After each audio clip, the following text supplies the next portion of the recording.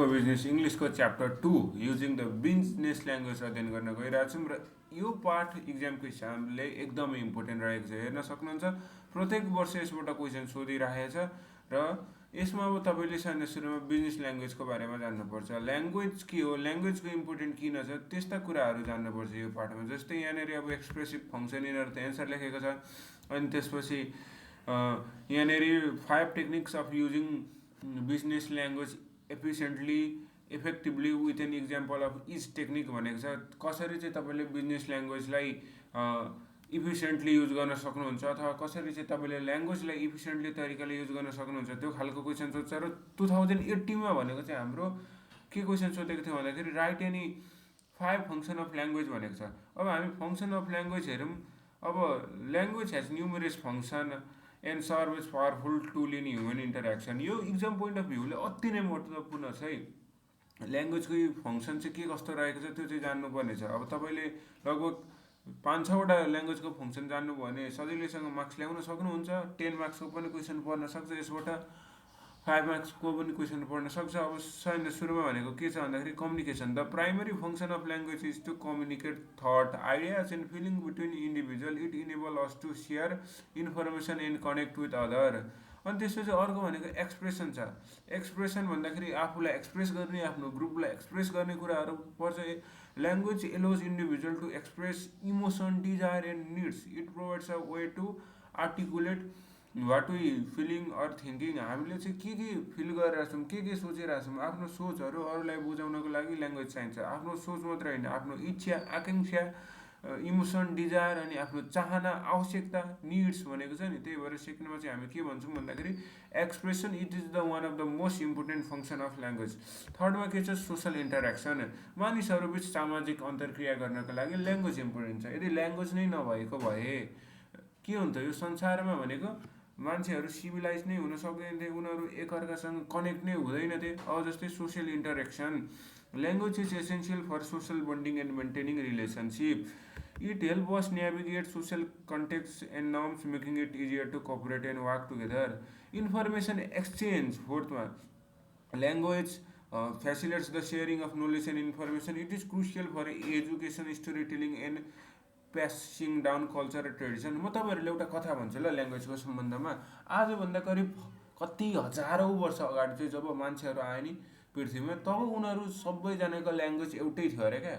अनि उनीहरू चाहिँ एक दिन सबैजना जम्मा भएर अब हामी चाहिँ एउटा यस्तो भर्याङ बनायौँ जुन चाहिँ स्वर्गमा पुग्छ भनेर उनीहरू त्यो भर्याङ बनाउन थाल्यो अरे। भर्याङ भन्दा पनि त्यो एउटा बिल्डिङै बनाए भनौँ न स्वर्गमा जानको लागि। अनि यो देखेर देउता चाहिँ एकदम तर्स्यो अरे क्या, ला अब यिनीहरू त स्वर्गमा आउने भए भनेर। अनि त्यसपछि उनी पृथ्वीमा आए अरे।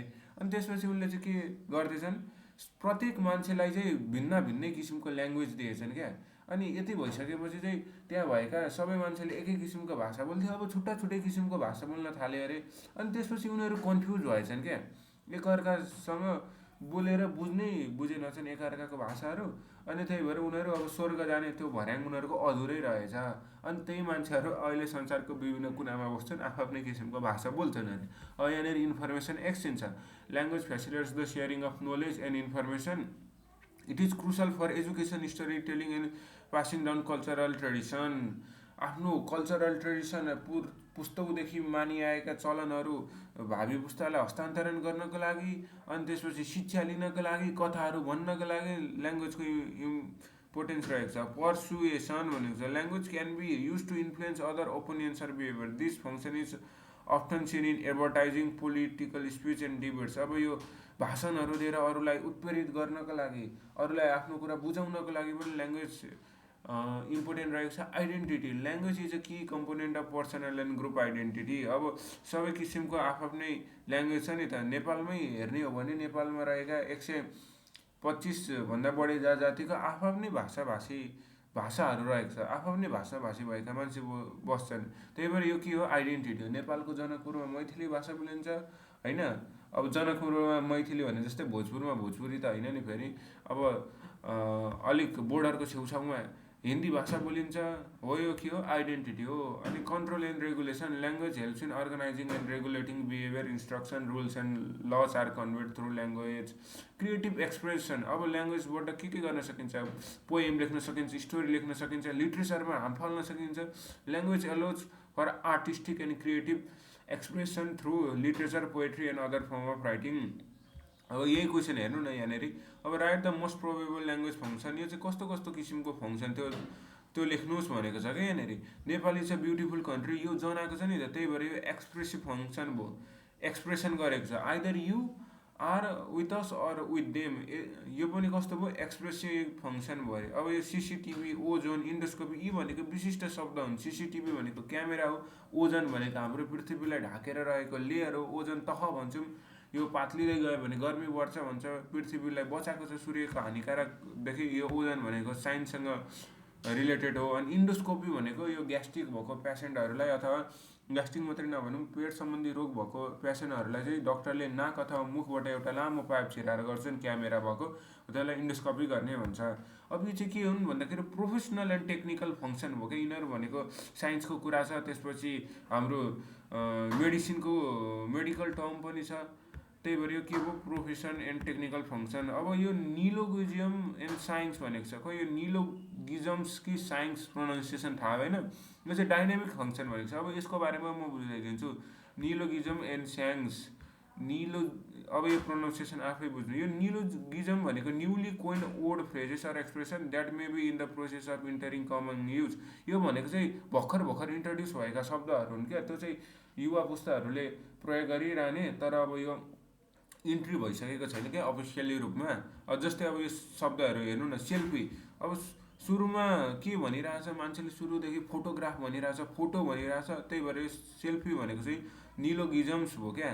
यो वाइडली एक्सेप्टेड भइसकेको छैन फोटोग्राफ शब्द जस्तो, त्यही पनि यो कमनली युज हुन्छ। बायो ब्लोगोस्फियर अरे, अब यो ब्लगहरू लेखिन्छ नि इन्टरनेटमा, त्यसलाई ब्लोगोस्फियर भन्छ। अनि त्यसपछि गुगल, गुगल पनि अब यसले निलोगिजममै देखाएको छ। ब्रोमान्स, ब्रोमान्स भनेको के हो, दुईजना दाजुभाइहरू बिच अलिक राम्रो सम्बन्ध छ भने, non romantic relationship, brother brother बिच ब्रोमान्स भन्छ नि, यस्तोलाई निलोगिजम भन्छ क्या। जस्तै नेपालमा ढिट भन्छ नि आजकल केटाहरू, ढिट है साथी, ला गिद्दी भन्छ नि, गिद्दी, टेन्सन भन्छ नि, यस्तो भनेको चाहिँ निलोगिजम भयो। अनि स्ल्याङ्स भनेको छ, स्ल्याङ्स भनेको चाहिँ यो यस्तो खालको शब्द अरे क्या। Slangs refer to informal non standard oral phrases that are अफर used within social group or communities अरे। स्ल्याङ्स आफ्नै कल्चर अनुसार हुन्छ, रिजन्स अनुसार हुन्छ। जस्तै घोस्टिङ, हिजो भएको लिभरपुल र रियल म्याड्रिडको म्याचमा एम्बापे वाज घोस्टिङ भन्छ, केही नै गरेन भन्छ। यो the act of suddenly ending all communication with someone without explanation, ghosting अरे। फेम अरे, स्याबेज अरे, यो सोसियल मिडियातिर प्रयोग गरिन्छ नि, लल, अनि त्यसपछि अरू अरू रिप हो, त्यस्तो खालकोलाई। त्यही भएर यसले के भनेको छ भन्दाखेरि, यहाँ contribute to richness and dynamism of language, त्यही भएर यतापट्टि हामीलाई डाइनामिक फङ्सन अन्तर्गत राखिदिएको छ क्या यो निलोगिजम एन्ड साइन्समा। अनि you are nominated as the dean of Tribhuvan University भनेको चाहिँ, यो भनेको पनि कस्तो एक्सप्रेसिभ फङ्सन। अनि 2078मा सोधेको छ, list any 5 techniques of using language effectively within an example of each technique. अब यहाँनिर हल्का लेखेको छ, यहाँ using language effectively is the heart of the communication process, the two parties of the communication are sender and receiver. अब के रहेको छ त, इफेक्टिभली युज गर्ने technique, use concrete and clear language, use appropriate sentence fragments, अनि त्यसपछि try to evade over use expression. बुझाइदिन्छु पनि ल, क्लियर ल्याङ्ग्वेज युज गर्नु अरे। अब भेग खालको शब्दहरू युज गर्नु बिच बिचमा। अनि त्यसपछि अब दुईवटा देशको, जस्तै चाइनिज र इन्डियनहरूलाई आफ्नो भाषा बुझ्न गाह्रो हुन्छ, त्यति बेला दुईजनाको कमन ल्याङ्ग्वेज युज गर्ने। दुईजनाको इङ्ग्लिस हुनसक्छ, कन्क्रिट एन्ड क्लियर। अब एप्रोप्रिएट सेन्टेन्स फ्रेगमेन्ट भनेको छ, यो भनेको चाहिँ अब सिम्पली कसरी बुझ्नु भन्दाखेरि, इन्कम्प्लिट सेन्टेन्सहरू युज नगर्नु। अब सेन्टेन्स फ्रेगमेन्ट भनेको चाहिँ इन्कम्प्लिट सेन्टेन्स हो क्या, जसमा चाहिँ अब सब्जेक्ट भर्ब्सहरू हुँदैन। अनि त्यस्तो बेला एप्रोप्रिएट सेन्टेन्स फ्रेगमेन्ट युज गर्ने भनेको छ। अनि ओभर युज्ड एक्सप्रेसन भनेको चाहिँ एक्सप्रेसन बढी युज नगर्नु ल्याङ्ग्वेजमा। ड्याङ्लिङ मोडिफायर भनेको छ इन्कम्प्लिट एक्सप्रेसन। एक्सप्रेसनहरू इन्कम्प्लिट हुँदैन, एभोइड गर्नु त्यस्तो कुरालाई। अनि त्यसपछि active voice rather than passive voice, active voice use गर्नु भनेको छ। Parallel construction of sentence are use, negative sentence are not appropriate. अनि यहाँनिर अब यो choose the correct word from the following sentence भनेको छ bear bear bear is the animal that hibernates during winter. यति सजिलो किसिमको क्वेसन सोध्छ। अब कुन चाहिँ हो त बियर, भालु कुन चाहिँ हो त भन्दाखेरि बिइएआर बियर हो। अनि त्यसपछि she came to the conclusion with her parent assent, A S S E N T assent. यो सिम्पल सिम्पल क्वेसन सोध्छ, तर अब यो अलिकति ट्रिकी हुन्छ। एसेन्ट भनेको चाहिँ अरूको कुरामा एग्री हुनु होइन, विथ हर प्यारेन्ट एसेन्ट। अब यहाँनिर एसेन्ट भनेको एउटा भनेको चाहिँ हाम्रो त्यो भाषामा युज हुन्छ नि, English accent, British accent, French accent भन्छ, त्यो चाहिँ एसिसिइएनटी एसेन्ट हो। अनि एएससिएनटी एसेन्ट भनेको चाहिँ यो हिमाल चढ्ने बेला, सगरमाथाहरू चढ्ने बेला प्रयोग हुन्छ क्या, माथि उकालो चढ्ने बेलामा। अनि I attendant to class today, the latter is more interesting. अब एलएटिआर लेटर भन्यो भने ढिलो होइन। त्यसपछि एलइटिटिआर लेटर भन्यो भने चिठी। अनि एलएटिटिइआर लेटर भनेको छ नि, यो एलएटिटिआर लेटर भनेको चाहिँ occurring or situated near to the end of something then to the beginning. अन्तिमको अरे क्या लेटर भन्यो भने, एलएटिआर लेटर भन्यो भने ढिलो हो होइन। अनि त्यसपछि यो एलएटिटिआर लेटर भन्यो भने चाहिँ अन्तिमको अरे क्या। जस्तै स्कुलमा 7औं घन्टीलाई लेटर पिरियड भन्न मिल्ने रहेछ। अनि अर्को छ द डकुमेन्ट निड एडिटिङ भनेको छ, THOROUGH, थ्रो एडिटिङ भनेको छ। थ्रो भनेको चाहिँ एडिटिङ गर्दाखेरि प्रयोग हुने रहेछ। यो सबै क्या, सबै ग्रेट केयर र कम्प्लिटनेसले एडिटिङ गरेकोलाई चाहिँ थ्रो एडिटिङ भन्ने रहेछ। अब थ्रु भन्यो भने चाहिँ पस्ने हो। अब जस्तै the bus enter through tunnel, हुएर निस्किने, भएर निस्किने। अनि थ्रो भनेको चाहिँ फ्याँक्ने हो होइन। थ्रो भनेको चाहिँ एकदम होसियारी तरिकाले ग्रेट केयर र कम्प्लिटनेसले गर्ने कुरा रहेछ, THOROUGH, थ्रो भनेको। अनि त्यसपछि this is one of the mention is the Hindu inscription. अब एआरआइटिएस राइट्स भन्यो भने हाम्रो संस्कृति जस्तै क्या मान्यता हो। अनि राइट्स भन्यो भने हाम्रो अधिकार हो। अनि आरआइटी राइट भनेको चाहिँ, राइट भनेको पनि एक किसिमको सोसियल कल्चर, सोसल कस्टम हो। तर राइट्स भन्यो भने चाहिँ यो मिथोलोजीसँग जोड्छ। अनि अघि मैले भनेको कहानी यही हो। अघि मैले जुन कथा भनेको थिएँ भगवान पृथ्वीमा आएको थिएँ भनेर। अनि अब मेन भनेको चाहिँ right any different 6 functions of language भनेको छ। यो चाहिँ काटिएछ अलिकति, त्यही पनि यहाँ हेर्नु नि, अघि भनेको छैन एक्सप्रेसिभ फङ्सन।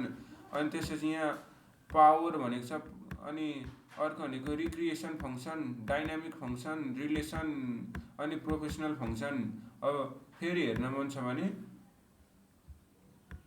यसरी पनि भन्नु, expressive function, social interaction function, informative function, अनि त्यसपछि कम्युनिकेसन फङ्सन। यसरी हामी फङ्सन भन्न सक्छौँ। अब यो फङ्सन अफ ल्याङ्ग्वेज भयो।